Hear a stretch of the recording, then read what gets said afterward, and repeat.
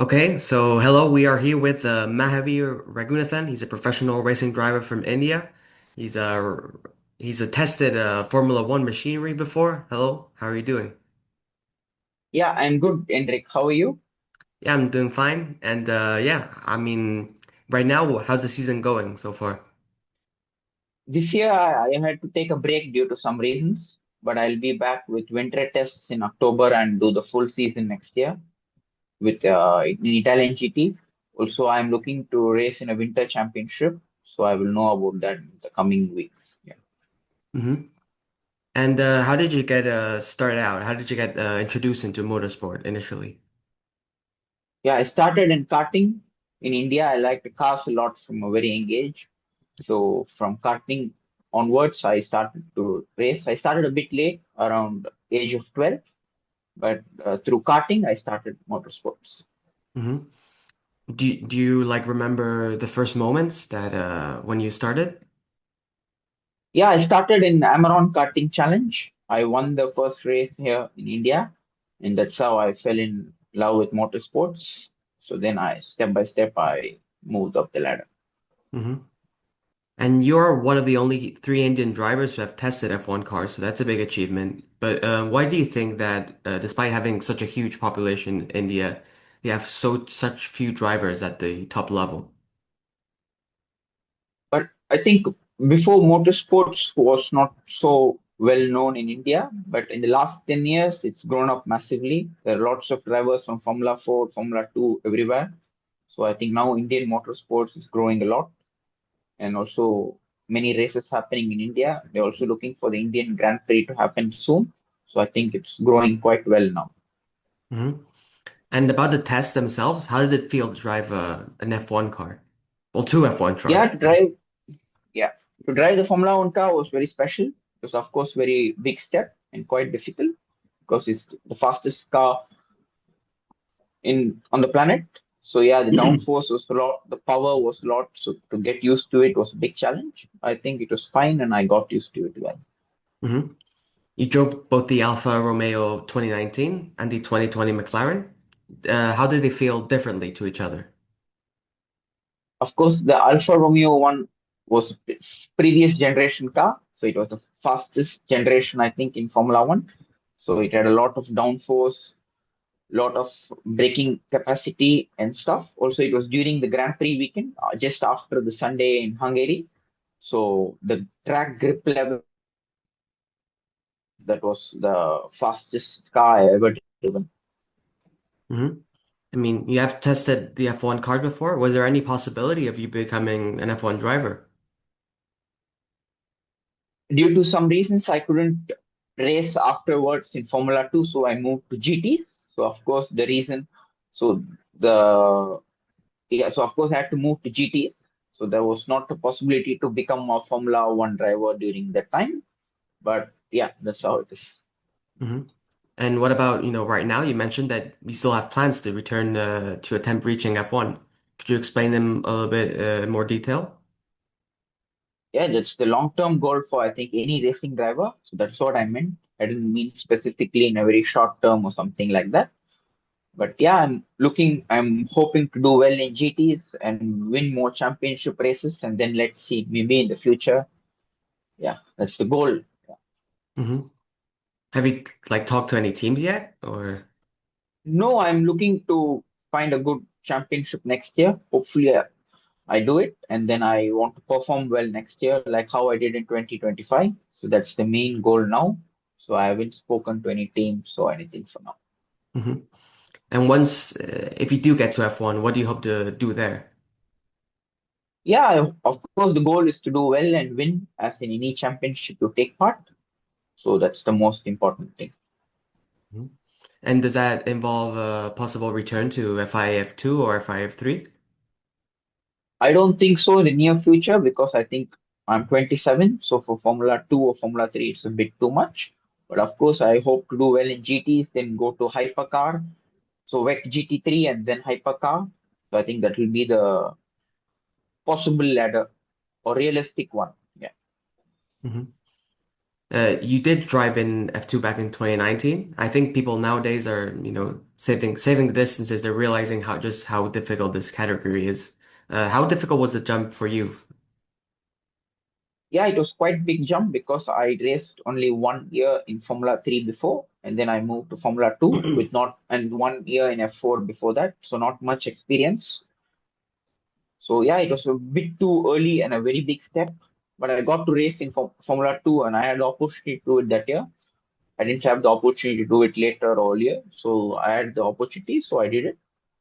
Yeah, of course, it was a big step and it was a very big learning curve, quite a difficult year. But I think I managed to learn a lot, which helped me in the next Formula One tests and also in Italian GT. So all the mistakes I did there was, I think, helpful for me to improve as a racing driver. How do you look back at that 2019 F2 season?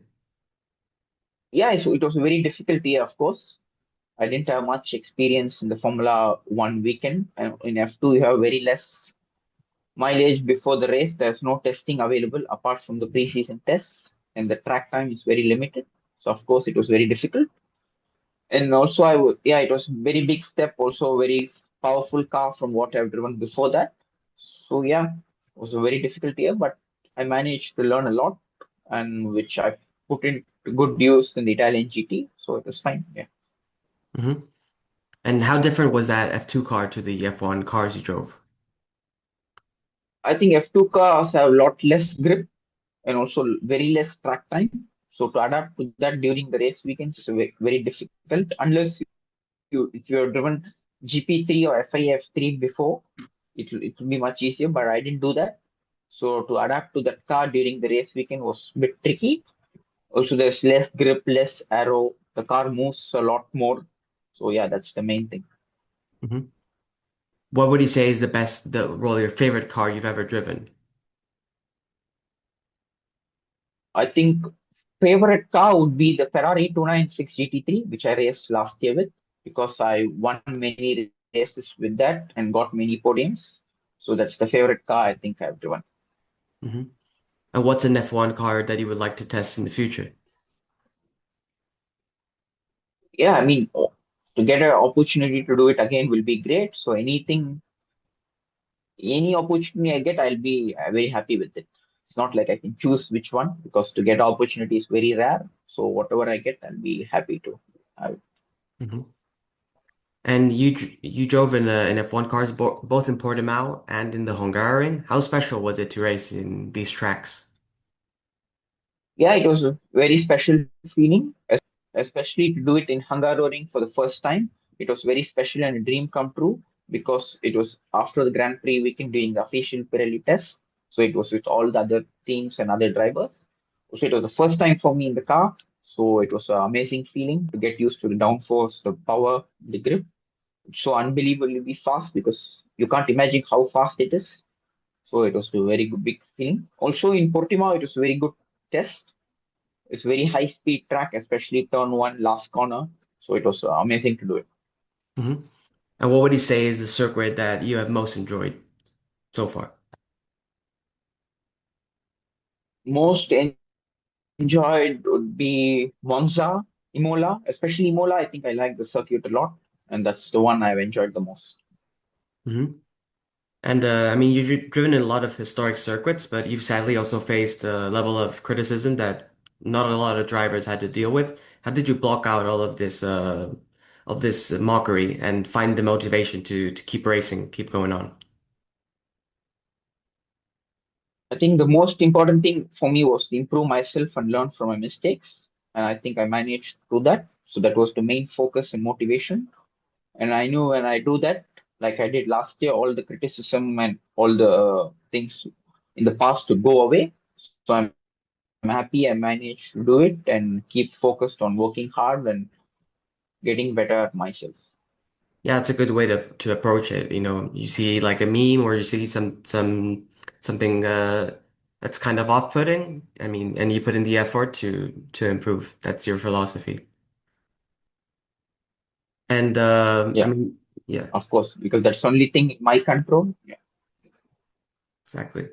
And well, initially you also faced a big change when you went from India to Europe. What do you think is the hardest part for a young driver trying to race in Europe? I think because you come from India, you don't get much mileage in the car. You don't test a lot before, like the drivers in Europe. So I think that's the main difference because you don't get much track time. Maybe you do a couple of testing days and then you go to the race weekend. And then, yeah, I think that's the most challenging part. Whereas when you live in Europe, you have more testing opportunities. So that's the main thing, I guess. Also, when I started, there was no simulator at India. So that was the big difference. Because now I have my own sim, so I practice a lot in that. But when I started, there was no simulator in India, whereas the drivers in Europe were able to drive a lot in the sim, etc. So they were more prepared. Hmm. And I mean, racing is very expensive. How much time do drivers like you spend looking for the money compared to driving the car? I think both are very important. The both sides of racing, I think, are very important. So yeah, it depends on the situation and etc. Yeah. Hmm. Uh, when you're driving, when you're focused on your in the car, what would you say is the most difficult part of a race?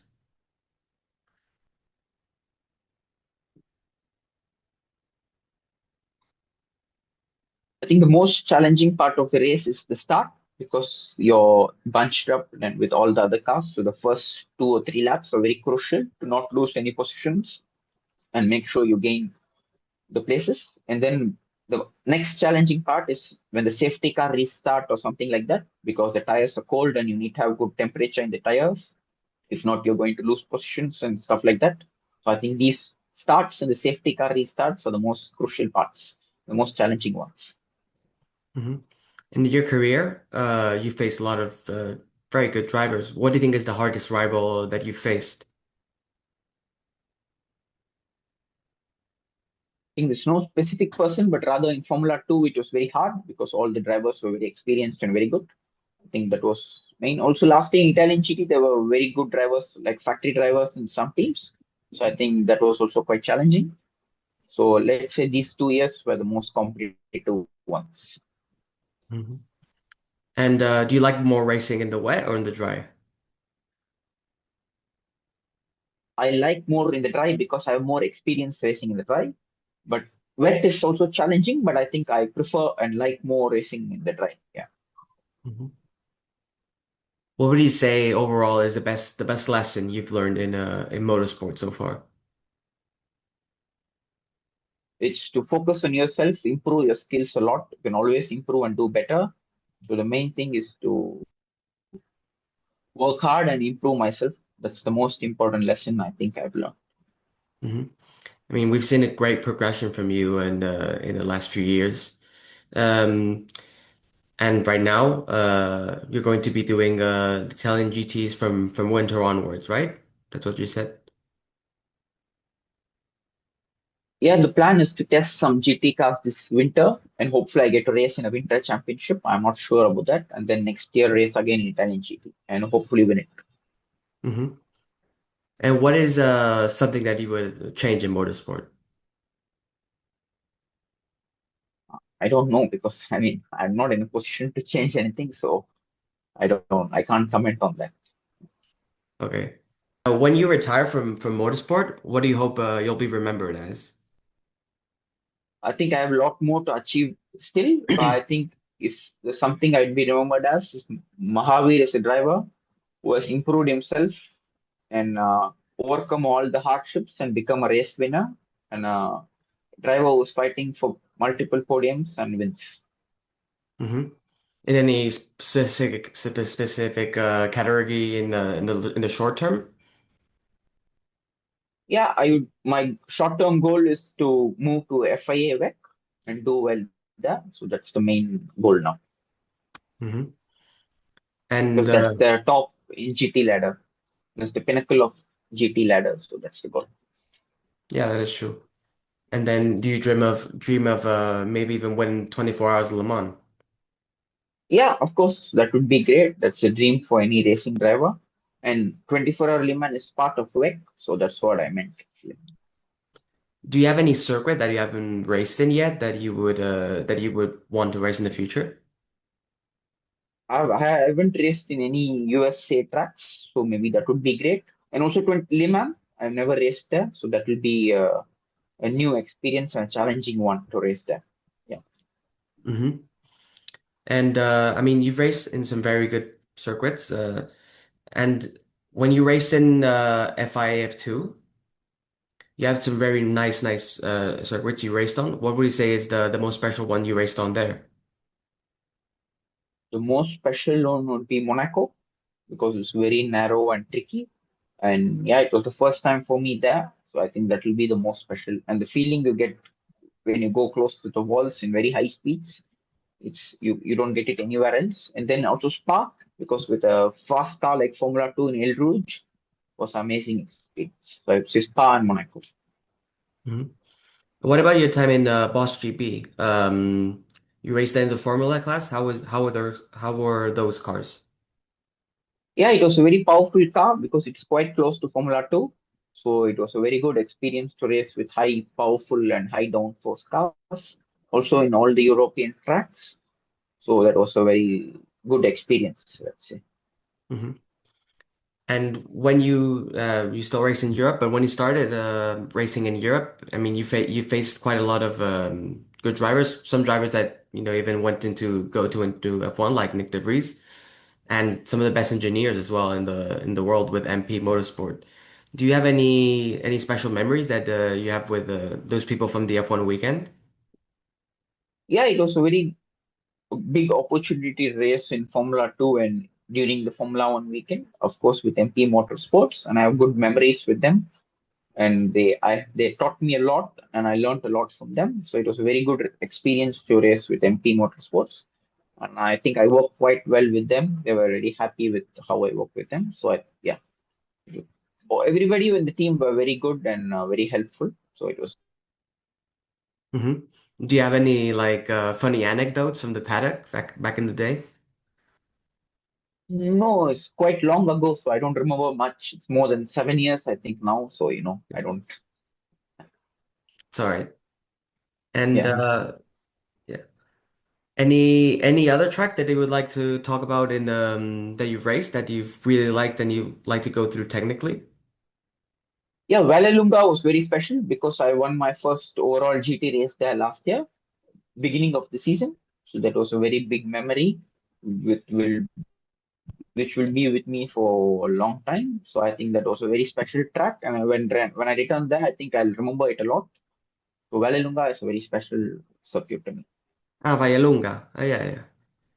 Yeah, Yeah, Italy, yeah, Italy does have some very nice tracks. yeah, Uh, yeah. from the F1 ecosystem, also raced in Baku.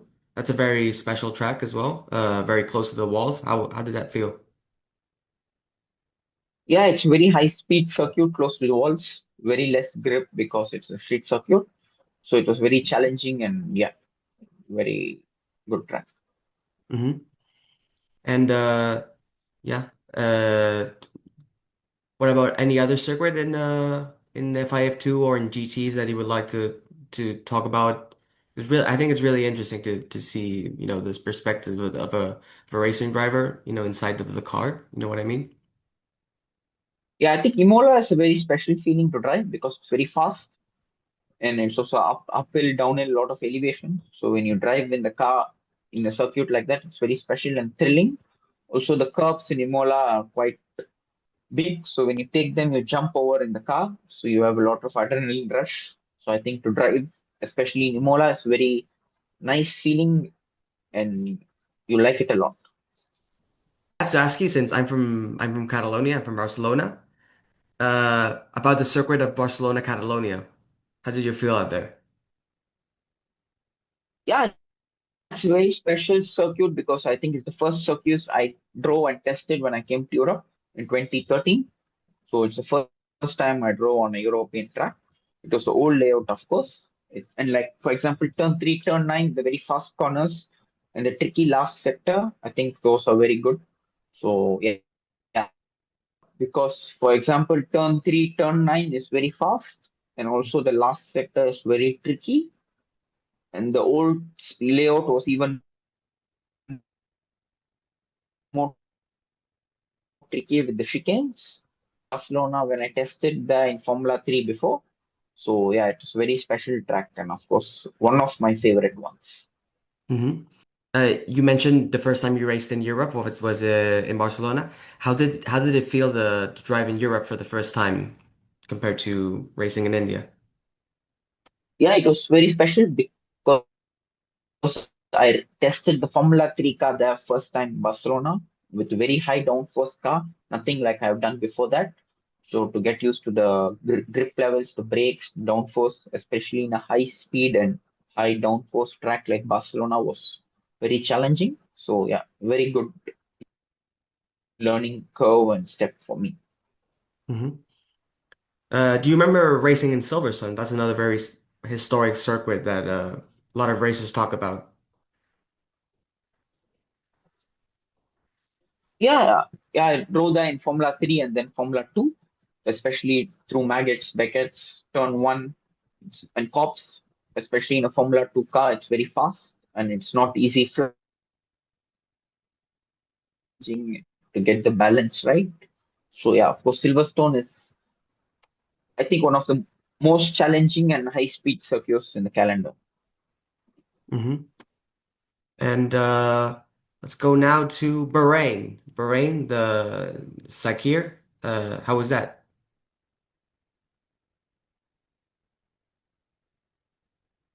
Yeah, I drove that there are lots in LMP2 also during the WEC rookie test. Yeah, Bahrain is a very standard circuit in the F1 calendar. I've driven there lots in GTs, LMP2s, and also in Formula 2. And the circuit is very high tire degradation because of the high speed temperature and the asphalt. So it's quite challenging in managing the tires during the tests and the race. Hmm. Okay. And you've also driven in Assen. How was that driving there? I mean, you don't really hear that much about Assen in cars. You hear more about it in motorbikes. So how was it driving on there? Yeah, it's a long time ago I raced in Assen. It was during the car with AutoGP. It was during the Bosch GP season.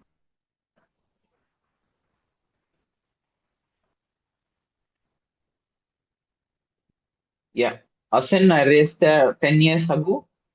Yeah, I raced in Assen 10 years ago.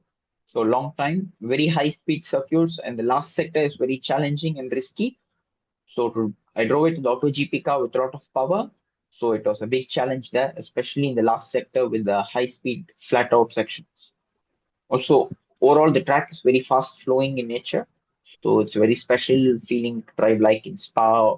And yeah, Hmm.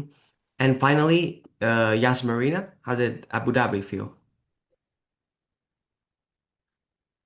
yeah, Abu Dhabi is a standard circuit. We've driven lots of times there. So it's nothing special, but yeah, it's a normal racing track, let's say. Hmm. Okay, so yeah, I mean, anything else you want to add just to kind of finish off and close off the interview? No, you can decide. It's up to you if you have any more questions or anything. No, I think it's okay. Well, huge thanks for your time, Javier, and yeah, wish you the best of luck in the future. And yeah, hope we see each other soon. Next time we race in Barcelona. Yeah, And yeah, many yeah. many thanks. Thank you. No, thank you. Bye. Thanks. Bye.